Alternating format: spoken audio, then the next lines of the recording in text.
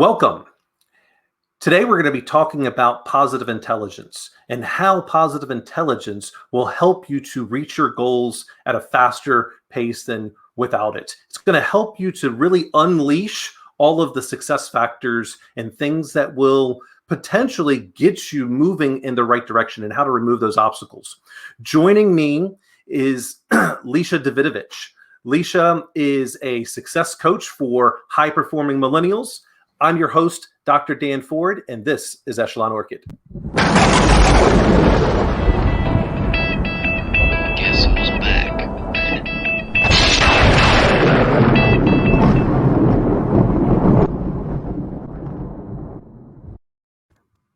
Lisha, welcome. Hi, thank you. Thank you for having me. It's a pleasure. Absolutely. It was quite interesting, reading about your bio. And then, of course, what sparked my attention was, I see positive intelligence. And I went, well, one, I feel like I'm a positive leader. And I was like, I wonder how positive intelligence might relate with emotional intelligence and some of these other words. And so then I looked up, positive intelligence and saw that there's a whole I'll say framework and literature around this. And it was not necessarily what I was thinking about. But, in your own words, what is positive intelligence? So positive intelligence, then that as a company was founded by Shirzad Chamine, who is a Stanford lecturer, New York Times bestseller of the book Positive Intelligence. And it's a very simple operating system that's actually based on the past 10 years of neuroscience, positive psychology, emotional intelligence. So, cognitive behavioral therapy, all of those things are kind of wrapped up together and then incorporated with the learnings, the research from over 500,000 participants from positive intelligence. So it's all brought together for a very simple and beautiful, easy to put into place operating system that basically helps one to engage the right regions of the brain wherein resides curiosity, patience, emotional connectedness with empathy and compassion, as well as laser-focused action and that clarity. So it's helping someone to tap into the parts of their brain that are going to best serve them going forward, how they want to be, who they want to be, how they want to show up, as opposed to the left regions of the brain, where those are more about, the management and the intensity of, I've got to do this, and there's stress pushing you and anxiety, and there's frustration and resistance and, and also shame and guilt. They're all left regions. So positive intelligence, it helps one strengthen the right regions of the brain, just as if you were going to the gym and you were strengthening your physical muscles to be able to climb bigger mountains. Strengthening your mental muscles through what positive intelligence teaches helps you strengthen the 3 core mental muscles that will make what looks like a mountain more like a hill and easier to overcome, easier to look at it and be like, I've got this, because you're approaching it by engaging the right regions of the brain that you've strengthened rather than the left, which tend to lead to pushing rather than being pulled.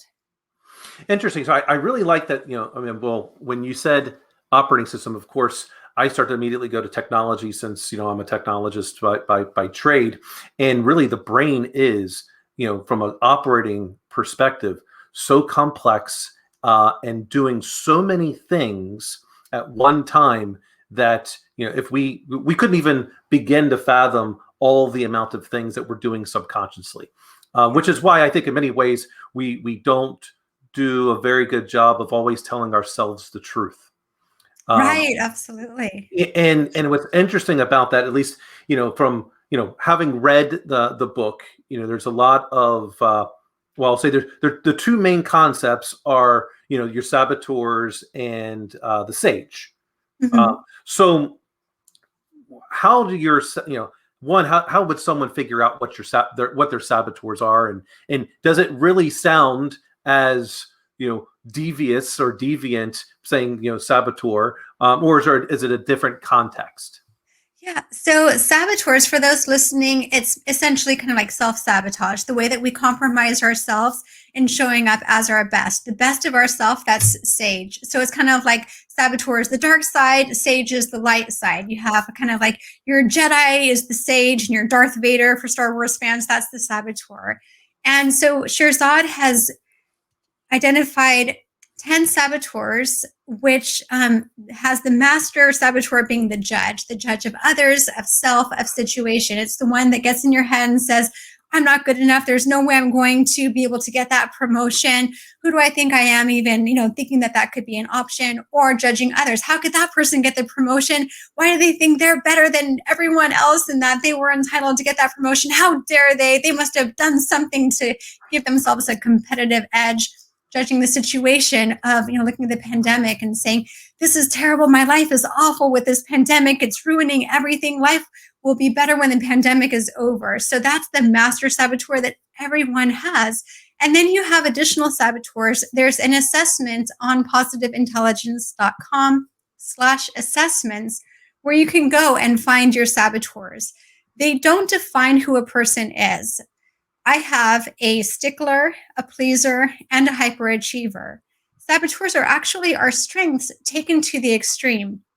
So, for example, I enjoy doing things for others. I have a spirit of giving and of generosity and that kindness, which is great. I've always had that. That's part of my essence. Yet when it's taken to an extreme, it becomes a saboteur. So my pleaser showing up as a saboteur is me not having boundaries, going above and beyond for people, doing, compromising my own needs because I'm just wanting to give to others. And so then, that can lead to frustration of like, I'm doing so much and I'm not taking time for my own self-care and I'm feeling depleted. And so that's when it's going to the extreme and working against us. And all saboteurs have a lie. My lie of the pleaser is that the more I do, the more it'll show people that I love them and the more it'll bring stronger connections. The lie, though, is that it actually can push people away because sometimes they can be skeptical, like, why is that person so nice? They're too nice. There's something going on, or I'm more stressed. And so because I'm doing so much and I'm stressed, I'm not pleasant to be around. That's not helping to strengthen connections with other people. And all saboteurs are equal opportunity destroyers. So no matter what saboteurs show up for each person, then they can be equally compromising. And it's really important to notice them so that you can say, oh, that's a saboteur. That's not going to serve my best interest. And then be able to shift into that stage, doing mental exercises that can help create that shift. So interesting, because I took this, and my top two, which were both a 9.4, was hyper rational and hyper achiever. So nice. What things with that could go wrong for me? Yeah. Well, it's great that you've taken that time to read the book and learn about the saboteurs. So I'd love to hear from you. What do you notice with that hyper rational and what you've learned about it, and the hyperachiever? How does that show up for you? Well, only having read the book once so far, I feel like I need to go back to again. And I will just say that I almost feel like in some ways the hyper rational and the hyper achiever are kind of at odds with one another, because I have the tendency of being over analytical and analyzing things to death, but also needing to take action. And so they kind of compete. And depending on what might be going on is which one might be more detrimental to me. Is it, am I going through, analysis paralysis, or am I so focused on the achievement that I'm willing to steamroll anyone in my path? Right. And I have found I have to. I really can't. It's easy for me to take care of the aspect of the hyperachiever. I feel at least that I can control that one a lot better, and not put my expectations for myself on others.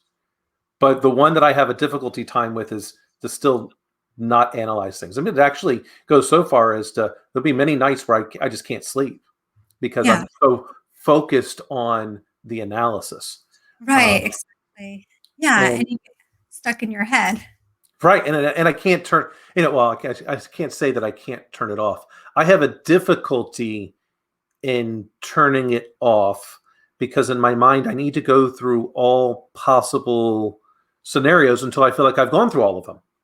So almost like playing chess, I'm going through every single calculation to determine whether or not I need to move my knight to this position or a different piece, and so I can see from it being a saboteur, not only does it, I'm self-sabotaging myself with that, I'm doing it even more so because I'm also self-sabotaging my health in many ways. Right, because exactly. I'm not sleeping well, and sleep is where you recover, you form your memories become more solidified, and of course dreaming is very important. And so if you're not dreaming, then your brain does some weird things. Yeah, that's true. Yeah. And then you're actually compromising that clarity and the ability to take action once you've decided this is what I want to do. This is my course of action.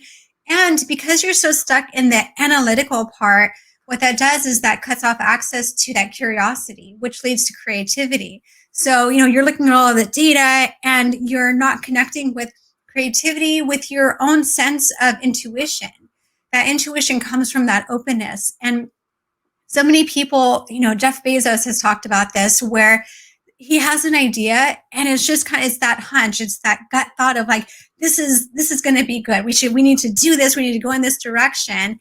And so then he does it. And, for all of the shareholders, then he backs it up with data to say, okay, this is why it's a logistically sound idea.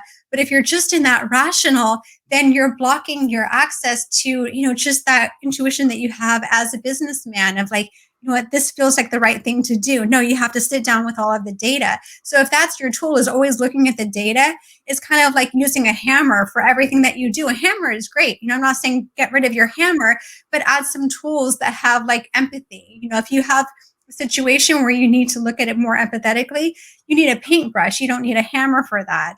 And you're going to get a much different outcome. So in thinking about this is going to maximize my outcome, the truth is you're actually limiting the potential for yourself and for what comes about. Yeah, I can see that. Now, on the opposite end, which was, I guess, been somewhat, interesting to me, is that I had zeros in victim, pleaser, and avoider. Yeah. Yeah.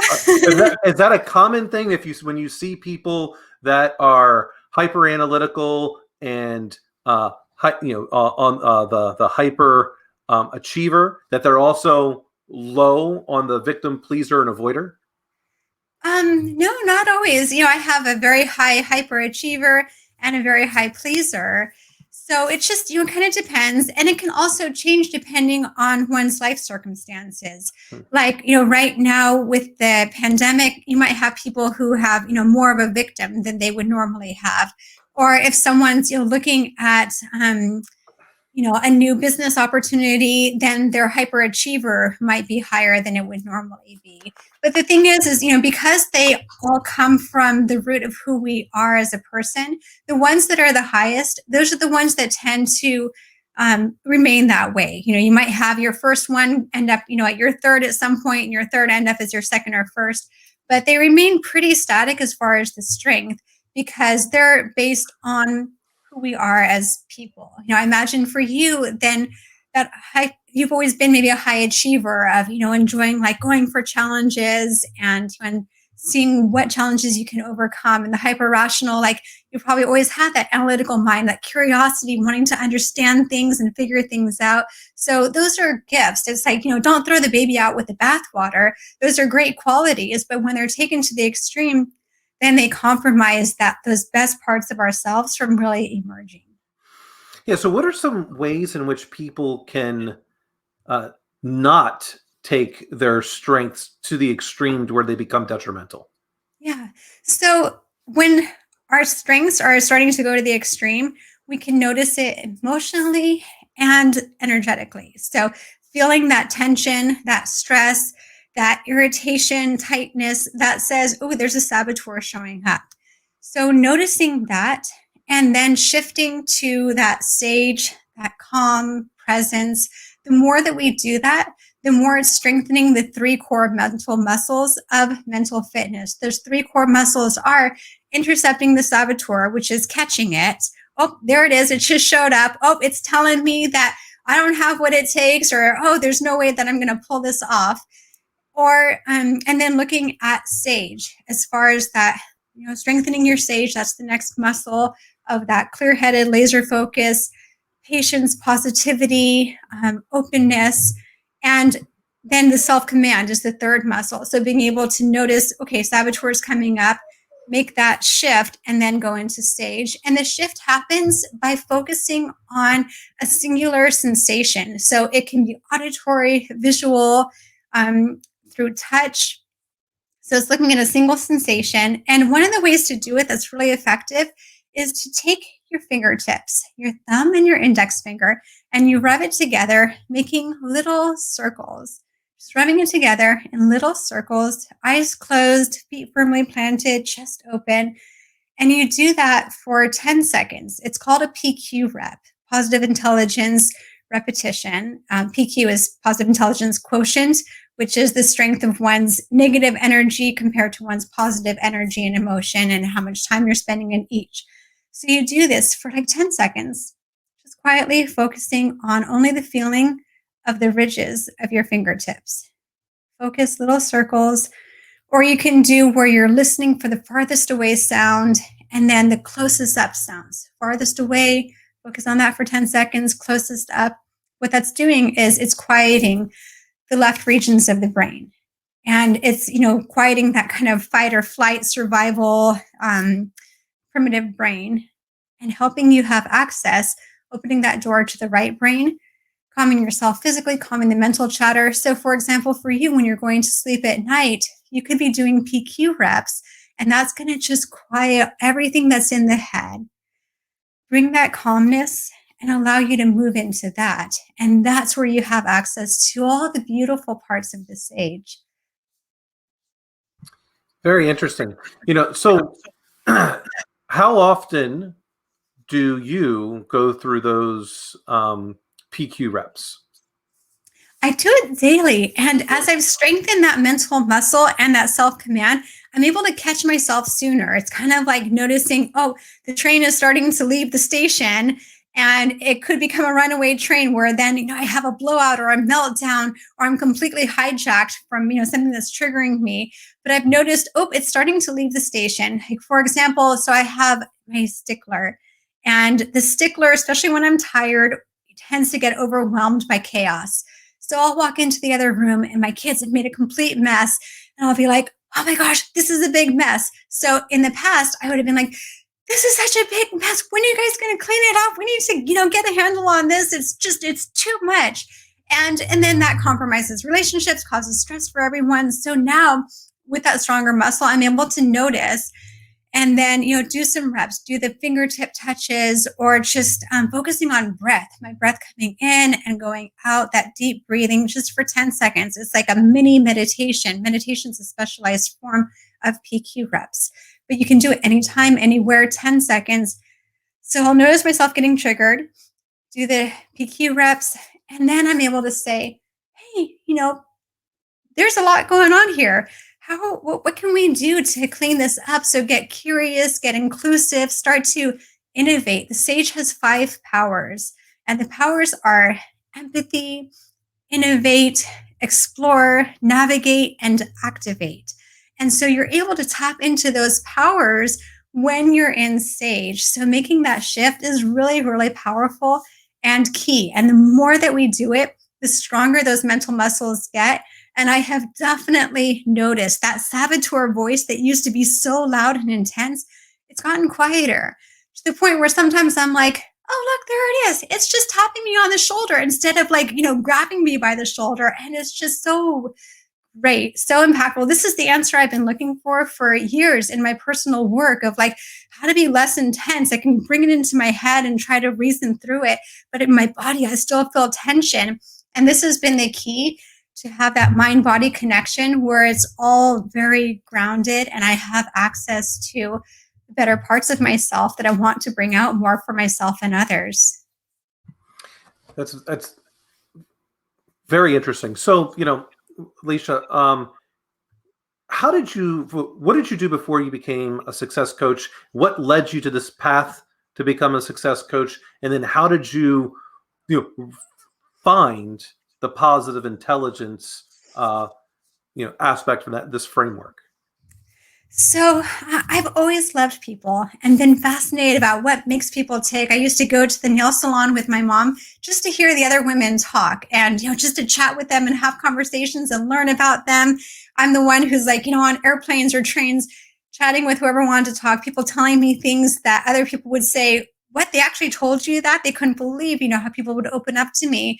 And that was something that I always really cherished. So as I went through my life in different kind of client-facing roles, I learned about coaching. And I was like, wow, that sounds really great. And then as I was transitioning from being a full-time at-home parent with my children, and they were getting older, I looked into what could I do?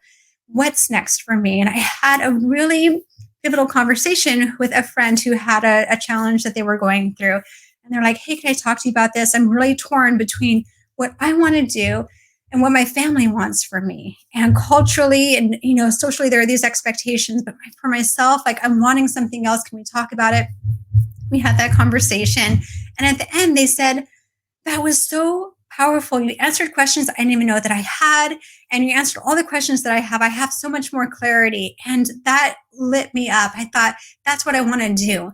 This is what I want, is to be helping people bridge the gap when they're looking at a critical life situation and they're looking at, this is what I want. How do I bridge that gap between where I am and where I want to be, and to navigate that transition? And I love people who are ambitious. I'm ambitious as well. And so, but those are the people that put the most pressure on themselves to succeed. And there's that push and there's that stress and self-imposed pressure and expectations.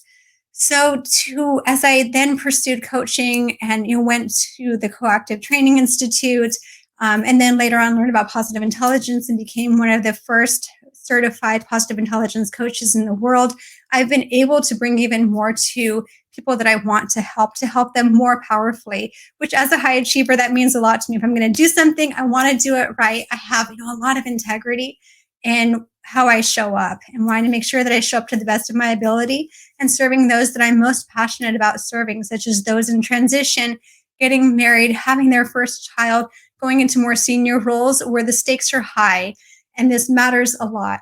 And they know they've got this chance and they don't want to mess it up. They want to be all that they want to be, but they just want that support. I love being there for them. It's interesting because, when you talk about millennials and you being a success coach for high-performing millennials, there is a stigma that seems to be associated with millennials that they're either lazy or they just want promotions and they got to have 100 promotions in a year or they're going to leave, and I'm sure you probably have something to say about that, but I can tell you my experience has not been that with them. And I don't know if it's just how I treat them or the people in the media, at least I wouldn't necessarily say, mainstream media, but the reports that come in say this is what the millennials are like. I have not found that to be true. Yeah, I completely agree with you. And what we're seeing is the judge showing up of like, they should be this way and they're not this way. There's something that's wrong, that's not quite right. I love millennials. Millennials, it's just a different generation, and we need to understand not just millennials, but every single person, looking at each person as an individual. Just because you're a millennial doesn't mean that you fit this certain stereotype. It's, the way that I coach is looking at each person as unique and being curious about who is this person coming to me. And in my work with millennials, they work hard. They have passions. They want to be able to show up authentically. They want that appreciation for how hard that they're working, and also to be able to have something that feels important and meaningful. All of these mission-based organizations are coming up because millennials are saying, if I'm putting all of this time into my work, I want it to be meaningful. I want it to be a sense of purpose, not where this is my life where there's meaning and then this is my work where it's just a job. They don't want it to be just a job. They want it to be fulfilling. They're going to give, but they also want to receive. It's not a one-way street. And that's great to have that synergy in, those that are working for companies and firmly believe, and then the companies being able to give back and support them. The only way that they can do that is through that empathy of understanding what do they need, rather than thinking this is what they should want, this is what they should need. And if it's different, then there's something wrong with that generation.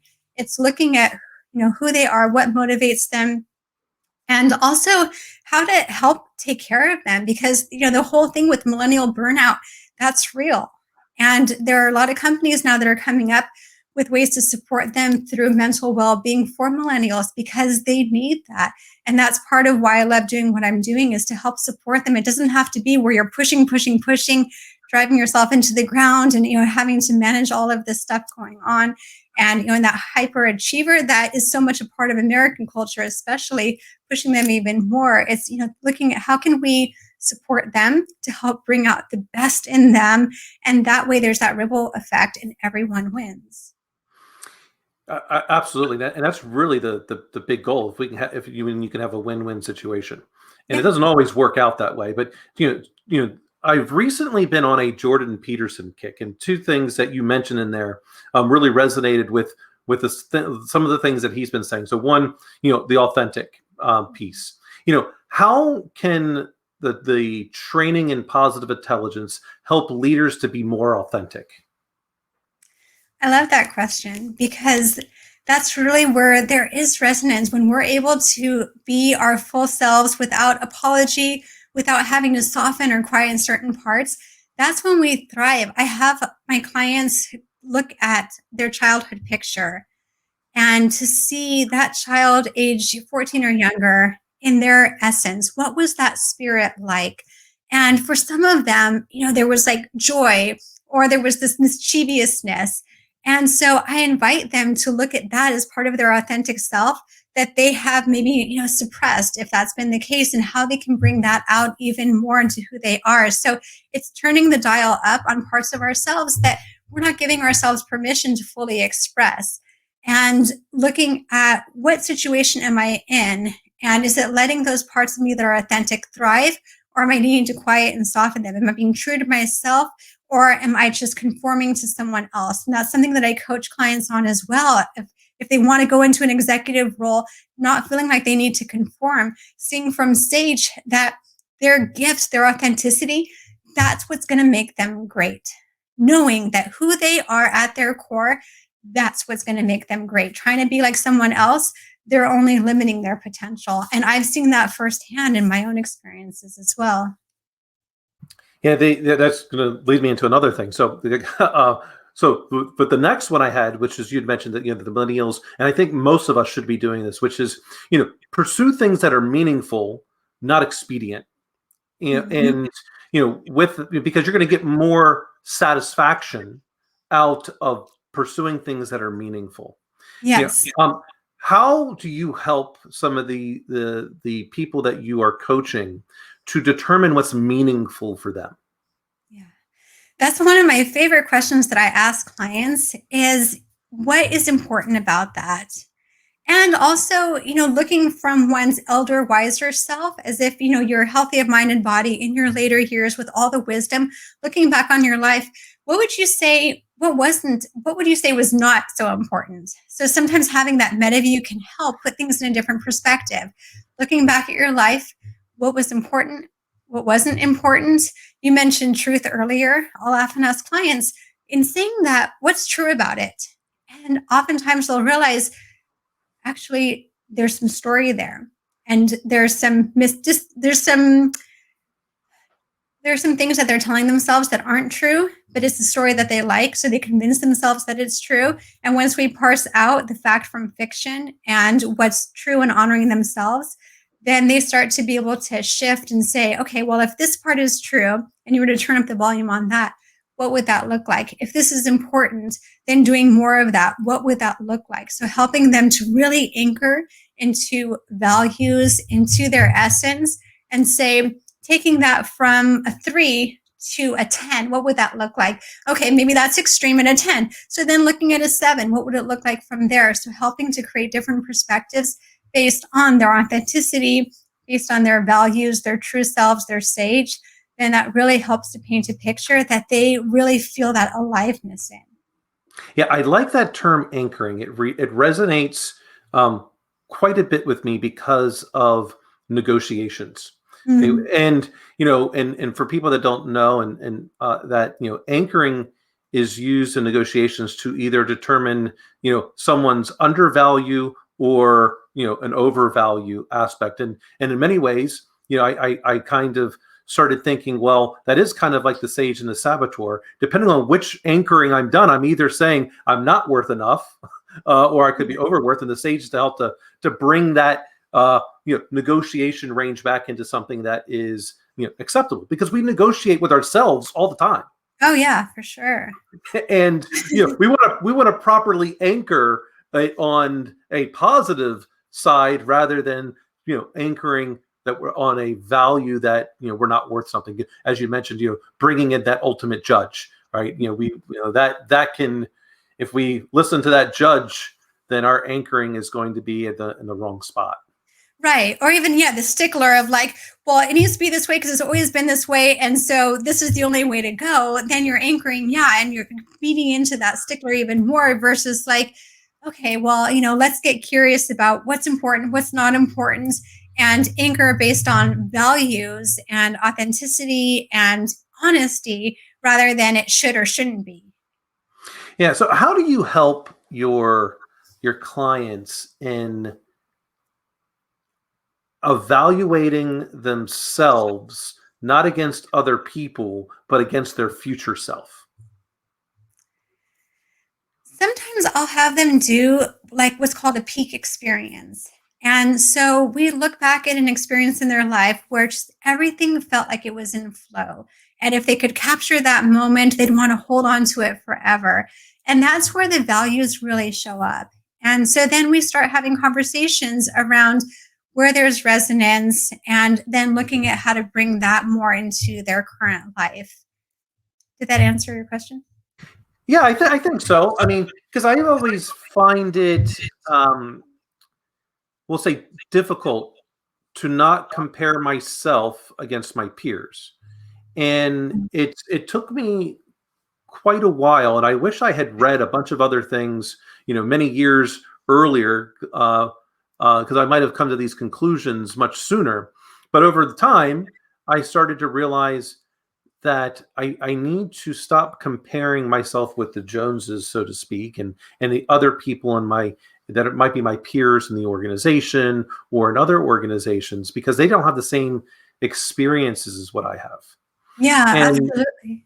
and so what I started doing is, and I took my my enterprise architect, from a technology perspective, and developing a roadmap for myself. And in that roadmap, that target architecture that I wanted to get to of myself, is what I started comparing myself against with my current baseline. And then developing, all right, how am I going to get there? Like I'm not going to get there overnight, because I didn't get to how I am overnight. It took me 45 years to get to how I am today.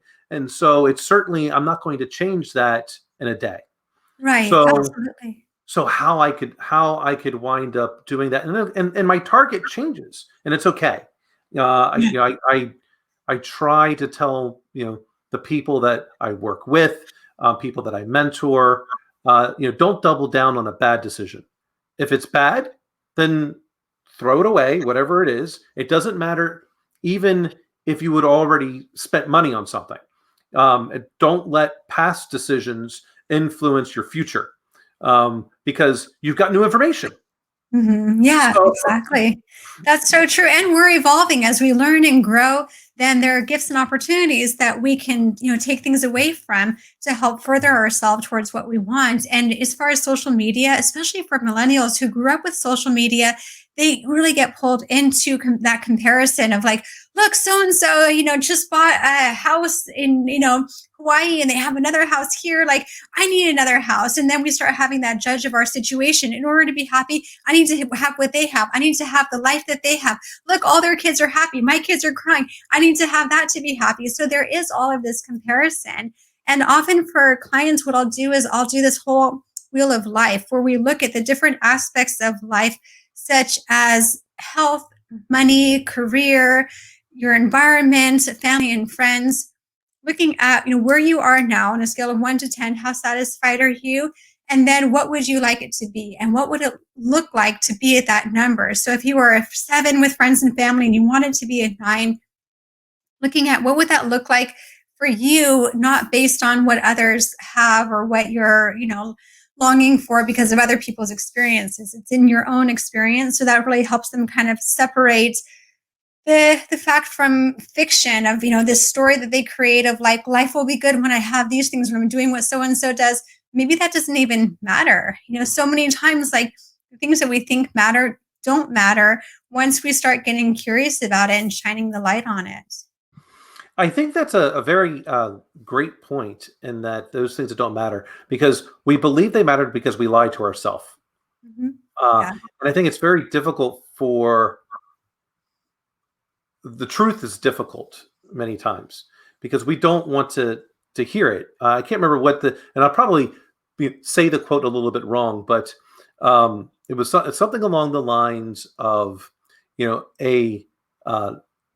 I don't even know how to say it now, but basically, no one can hear the complete truth all the time because it would wind up making them afraid of everything, so to speak. Because we can't live with that. That's why we tell ourselves so many lies, even though we're not doing it consciously. I don't think. I mean, I think, but if you were to ask everyone, do you always want to be told the truth? Well, I think most people would say yes, but then like I know when. I know I should never answer my wife when she says, "How does this outfit look?" I should never answer it with "fine." That doesn't work well.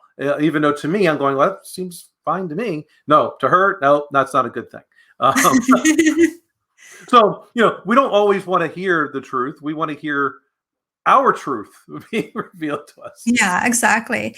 Well, and sometimes too, that is, with like looking at someone's outfit is getting curious about, well, why are they asking? Maybe it's because they're feeling insecure. So it's not that they need to be flattered. It's that maybe, they need some reassurance that like, you are just, rocking that. And, you look so confident however, like there can be a truth. We get to choose what truth we share. If someone looks terrible, you don't have to say, you look terrible. You can find like something that you like about it. It could be like, wow, you really coordinated that dress well with the shoes. They match perfectly. It could be just 10%.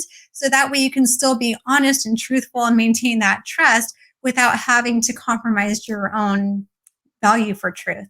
Yeah, I don't think I could tell her she coordinated her dress and her shoes. I don't think that would go. But I understand what you're saying. There are ways in which we can still be truthful about a particular portion of it. Like they didn't necessarily ask for how overall. They're asking for something because they need some type of reassurance. Yeah.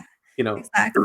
And And sometimes too, we lie to ourselves thinking that the truth is best. Maybe someone needs to, so sometimes I will give someone like the hard truth where it might be hard for them to hear, but it can be really great. Someone, really wants to be a salesperson and they're like, I'm going to be a salesperson. I'm going to go out there and kill it. Like they can be trying and trying and trying. And if they say to you, like, am I a good salesperson? If they're doing a lousy job, that could be the best thing. If you say, you know what, like, I don't think this is your forte. This isn't your thing. And if they're an introvert, that could be the best gift ever because then all of a sudden it could direct them to doing what is more authentic to themselves. If they're trying to be their best at something that's extroverted and that's not who they are, it's not going to serve them well to be pumping up their ego saying like, you're working so hard, keep it up, you're doing great. It's like, I kind of feel like there's some disconnect here. I wonder what something that would be a better fit that would help you thrive in more would look like. And so that can actually be a favor for them when it's delivered with compassion, with kindness, rather than with judgment. That's the difference between the saboteurs saying like, no, you're terrible versus the sage that's like, something seems off. How can we get curious about this? How can we innovate? Yeah, I definitely like that because when you mentioned the curious part and how we can innovate, one of the things from Ari Weinswig, who is also is a self-proclaimed anarcho-capitalist as well. I met him through the University of Michigan, and he had in his book on how to be a better leader, he talks about when I get furious, I really need to get curious. Mhm. Yes. And that helps him to understand the reasons why those people he has been blessed with leading to some portion of a better life for them, as to why they made certain decisions. Because maybe it was something in him that caused these employees to do whatever it is they did. So he looks inward first. All right, I need to start getting curious about this. Yeah, that's great. Well, and there's a great example too of a CEO who had a controller saboteur. And so, he came in as CEO to this company and he was, telling everyone like, we need to do it this way. We need to be that way and that way. And then he was complaining that the employees weren't bringing ideas to the table, weren't helping to innovate and create and come up with some interesting options. And so here he was judging them. And then when they were questioned about what was going on, they said, actually, before the CEO came in, we would have tons of, ideas, and we would come to the table with all of this greatness that led to really strong results, and the company was thriving. But when this new CEO came in, and every idea that we had, he shot down because if it wasn't his idea, it was inferior. We just stopped coming up with ideas. We figured if we were going to be shot down, why volunteer ideas? And the CEO realized, oh my gosh, like, in doing this, I'm actually limiting the future success of the company. So it's kind of those short-term breadcrumbs of getting your way and being successful in the immediate at the cost of the long-term and others that are involved. So looking inward really helps. What impact am I having? This is the situation. How am I contributing to this? Yeah, one of the things that, one of my good friends, TK, him and I talked about this quite a bit, especially in our Sunday coffee episodes. There is such things as bad ideas, but how do you know which the good ideas and the bad ideas are? And what he has come up with is a good idea is any idea that you can say to yourself in the mirror and not look away or giggle or smirk. And when you can do that, then you've got at least an idea that you should start to share. Because if you didn't believe it, then you will look away, you will react, you'll see that because it's very difficult to verbally lie to yourself. When you say it out loud, then we'll react. And I found that really works quite well especially when I'm working and having the pleasure of mentoring millennials as well. That aspect, because they have their minds work much different than most of us, mainly because of how connected they have been to technology throughout their entire life. And while myself, I've been connected quite a long time because I grew up in a household, like I barely remember a time there wasn't the internet for me. My dad, being quite heavily in technology, we always, I don't remember a time when I didn't have a computer in the house. I don't remember that at all. Yeah, same here. Yeah. My dad worked for Hewlett Packard. So he was, building computers when it's like any technology he could get his hands on. We had that.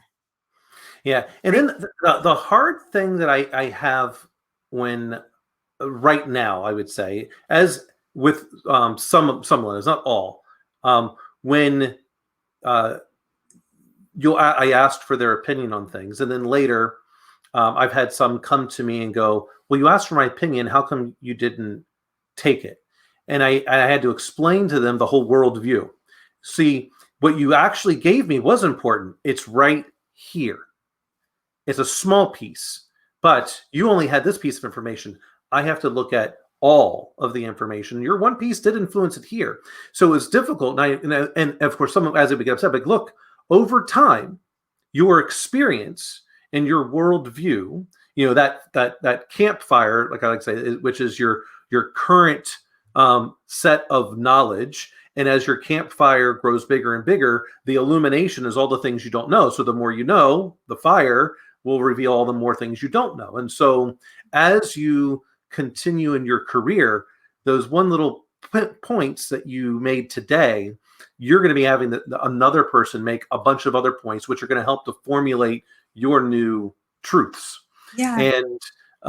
And explaining that and sitting down and taking the time, and which I'm glad when they would come to me with this, because they didn't hold it in. So that meant they they trust that they really could come Right. and say anything to me. Absolutely. And then we would get to talk it through. And maybe that's why I've had such good luck. I mean, or maybe it's not luck, but with people that I get to work with. Yeah. Yeah, that's beautiful because it helps people feel like they matter. You're taking the time to really hear them and understand them, and then help to expand upon their mindset and their perspective and, kind of put it into a different picture and see what it looks like from there, or cast your insights and your wisdom into it. Right. So, Lisha, you know this, and I'll let my listeners know. I'm going to be taking this course on positive intelligence. So, if you were to predict, because it's roughly 6 weeks, Yeah. what would be 2 or 3 revelations I might come away with? Well, I get so excited when people that I coach, go through the program, which I offer along with my coaching services to help bring that mental strength as well as everything else from the coaching and makes it more robust. And for you, it'll be interesting with, the hyper rational. I could see you sleeping better. I have clients that have said they sleep so much better because they're able to quiet that mental chatter, and even to connection with family. A lot of times hyper rationals, because they're so in their head, someone will come with a challenge and they'll say, okay, well, let's figure it out. Let's, talk about it. They go straight into their head rather than into their heart. And the heart is, the one that says like, hey, I see that you're upset, and, and what are you feeling right now? And so, it's being able to connect on an emotional level when oftentimes it goes straight into like problem solving. So to strengthen that empathy and how you show up for yourself and how you show up for others, that's going to be fascinating to see. And also to just be able to notice when that hyperachiever gets you where you keep pushing and pushing and pushing instead of noticing like, what am I being pulled by? And, so many times too, like, especially you're very accomplished, and those that are very accomplished and have that hyperachiever, oftentimes they'll get to that point where they'll say like, okay, great. I started this business. Terrific. It's doing well. Okay. What's the next endeavor? Okay. I did this. I've got this situation going. Okay. What's next? And it's always what's next, instead of being like, wow, I did this, and really having that appreciation and that time to reflect on what it took to get there. And there's like learning and opportunities to take those nuggets of gold into what comes next. And then you can be even more successful with what comes next. And the way that people show up with work, it could also be where, and it sounds like you have a very team-oriented spirit, but sometimes, a hyperachiever will say, we've got to do this, we've got to make this happen. And they push because they want to be successful. And it's more about them and others doing their best so that that person can be successful rather than wanting the whole team to be successful. So then the team goes from thinking we have to work hard so my boss can be successful and look good, versus we're working hard so that we can all be successful and all be acknowledged for that success instead of, giving someone else the gold star. So for your life, there could be things in those areas showing up. For listeners, they might be able to identify with some of that. The bottom line is that strengthening one's mental fitness, it definitely leads to greater productivity. There's a 37% increase in productivity because you're spending your time doing things that are most critical, spending less time in your head, more time moving things forward, thinking creatively and expansively. And so there's greater productivity, there's greater happiness because you're less stressed, you're sleeping better, and relationships have stronger connections. So I anticipate you experiencing all of that, and I look forward to being a part of that journey with you as your coach. Yeah, I hope all those things come true, especially the sleep part. Yeah. But I won't Yeah. hold you to it. I know that there will be, and just reading the book, and then going through this process, I know that there will be probably many revelations that I will have, Yeah. and they may be none of what you said or all of it and more. I'm sure it probably will be quite a bit of what you talked about, because I'm always looking to find ways to better myself all around, and then also make the people around me. And I probably drive my family quite nuts, many times with how I am. Well, that's one thing too, is that there's that, it comes from a place of kindness and love, and it's, heart center, having the best intentions. And when you're doing it from sage, chances are it might land differently. and where they're going to feel that love rather than words, maybe coming across as more like, scrutinizing or however it is. So it's probably going to land better the more that you're coming from sage rather than from that saboteur or, judging the situation and then contributing with what you want to share. Got it. So I have one last question for you, and this is something I ask all of my first-time guests, and it's kind of a way of holding everyone kind of mutually accountable, which is, what is a goal that you're looking to achieve in the near future that we can help you be accountable for? Oh, thank you. My goal is to bring even more opportunities to people who want to strengthen their mental fitness, to quiet those saboteurs, strengthen their sage. And as part of that, I'd love to offer to listeners an opportunity for those that take the assessment at positiveintelligence.com/assessments to then reach out to me on my link at coachlisha.com to connect with me for a free mental fitness boosting session where we can unpack those saboteurs. That's really my mission, is to help more and more people to be able to come more from sage and less from saboteur. And it starts with knowing the root causes of getting triggered, getting hijacked with energy and emotion, being able to quiet that and shift to sage. So I'm committed to helping more and more people, because then it has this ripple effect for the greater good. And so, yeah, you can hold me accountable, those that are listening, by, signing up, filling up my calendar so that I can, be helping to make that impact, starting with you. Awesome. I certainly hope that happens.